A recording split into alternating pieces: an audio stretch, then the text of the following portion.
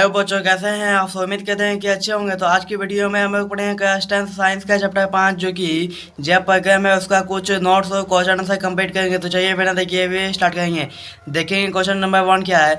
रुधिर का कार्य, यानी कि जो रुधिर है उसका कार्य क्या है। तो देखेंगे रुधिर पोषक पदार्थ ऑक्सीजन, कार्बन डाइऑक्साइड है, हार्मोन्स और अवशिष्ट पदार्थ को शरीर के उपयुक्त भाग ले जाता है। शरीर के भित्ति पहुंचने वाली औषधियों को भी रुधिर विभिन्न भाग में वितरित करता है। यानी कि रुधिर पोषक पदार्थ है, ऑक्सीजन, कार्बन डाइऑक्साइड, हिमोनिस जो है अवशिष्ट पदार्थ को शरीर के उपयुक्त भाग तक ले जाता है। शरीर के भित्ति तक पहुंचने वाली औषधियों को भी रुधिर विभिन्न भाग में क्या करता है, विभिन्न भागों में क्या करता है, वितरित करता है। आप देखिए मानव हृदय जो है संचारण तथा कार्यविधि, यानी कि मानव जो हृदय संचालन तक का ये विधि क्या है। तो देखेंगे आंसर, मानव का हृदय वृक्ष गुहा में दोनों फुफ्फुस के बीच अधूर तक पर कुछ बाएं ओर स्थित होता है। यह गुलाबी रंग का पंख के आकार का खोया एवं मांसल भाग है, जो मनुष्य की मुट्ठी के माप का होता है। यानी कि जो मनुष्य की मुट्ठी का माप के बराबर होता है। आप देखेंगे हम लोग आंतरिक रचना है, जो आंतरिक रचना है उसको हम लोग पढ़ेंगे। अब क्या है, मनुष्य का हृदय 4 कंठों में बटा हुआ होता है। यानी कि मनुष्य का जो हृदय 4 कंठों में बटा होता है। पहला ऊपर के 2 कंठ आयन तथा नीचे के 2 कंठ नयन कहलाते हैं। नयन के दीवारों आयन की दीवारों की अपेक्षा मोटी और भित्ति वाली होती है। यानी कि आयन की जो अपेक्षा में मोटी दीवार जो होती है, उसकी अपेक्षा में जो होते है मोटी भित्ति होती है।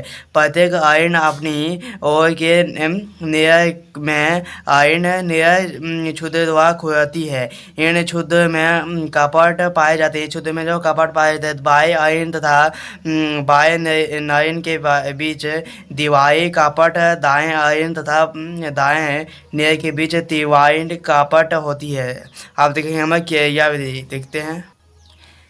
हृदय के दाएं भाग में ऑक्सीजन रक्त होते हैं, जबकि बाएं भाग में शुद्ध या ऑक्सीजन रक्त होते हैं। अंग से ऑक्सीजन रहित रक्त मांसपेशी द्वारा दाएं आयन में आता है, जो कि इनमें संकुचन से दाएं नयन में जाता है, जहां से रक्त शुद्ध या ऑक्सीजन होने के लिए दाएं नयन में संकुचन से फुफ्फुसीय धमनी द्वारा फुफ्फुस में चला जाता है। इसके बाद फुफ्फुस शुद्ध या ऑक्सीजनित हुआ रक्त फुफ्फुसीय शिरा द्वारा बाएं आयन में आता है। देखिए ये क्या है, हम का मानव हृदय है। ये जो है मानव हृदय है, यही है। ये हो गया हम का बायां आयन, ये हो गया बायां आयन, हो गया दया आयन, ये दया आयन, ये बयान है दया आयन, दया आयन है। तो यहाँ से पहले धमनी में महाधमनी में जाता है, इसी के बाद इधर से आता है, इधर से निकल जाता है। अब हम नेक्स्ट क्वेश्चन देखेंगे क्या है।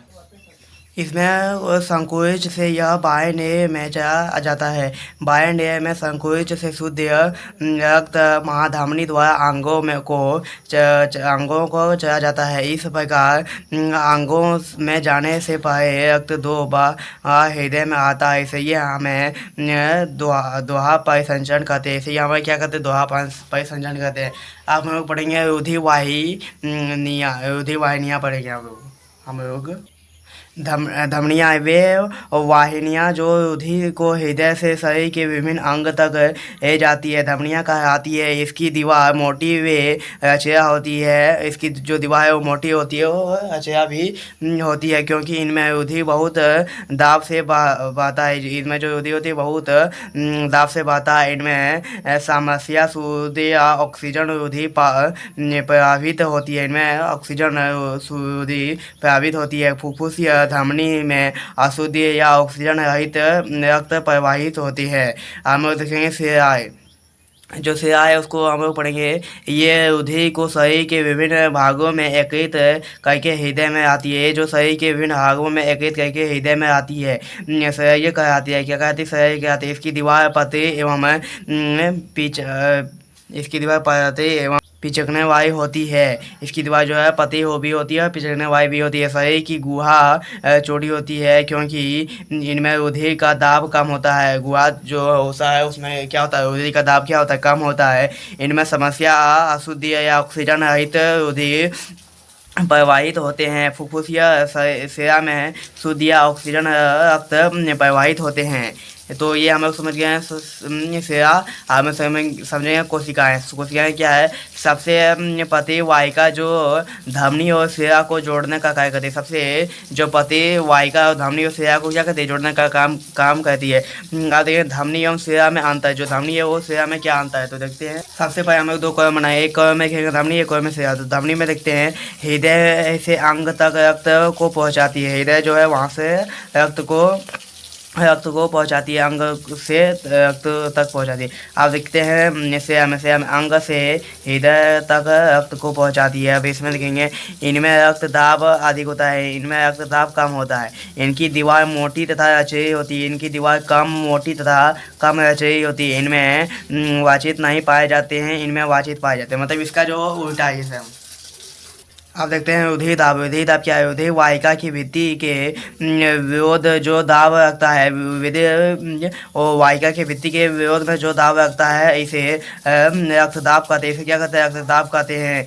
यह दाब शिरा की अपेक्षा धमनी में बहुत अधिक होती है। यह जो दाब है शिरा की अपेक्षा में धमनी में बहुत अधिक होती है। हृदय के संकोच से जो दाब उत्पन्न होता है, हृदय के संकोच से जो दाब उत्पन्न होता है वह दाब रुधिर को धमनी से में आगे बढ़ाता है। वह दाब जो रुधिर को धमनी में आगे बढ़ाती है। धमनी के अंदर रुधिर का दाब परिकुंच संकोच के दौरान परिकुंच दाब तथा निरय अशुद्धियों से के दौरान धमनी के अंदर का दाब अनुशीर्ष दाब कहलाता है। सामान्य मनुष्य शरीर में परिकुंच दाब 120 मीटर तथा अनुसूची दाब लगभग 80 मीटर होता है। रक्त दाब मैग्नेटिमीटर नामक यंत्र से मापा जाता है। उच्च रक्तदाब को अति तनाव भी कहते हैं, इसको क्या कहते हैं, अति तनाव भी कहते हैं उच्च रक्तदाब को। इसके कारण धमनी की सिकुड़ता है। इसके कारण ही धमनी जो होता है सिकुड़ता है।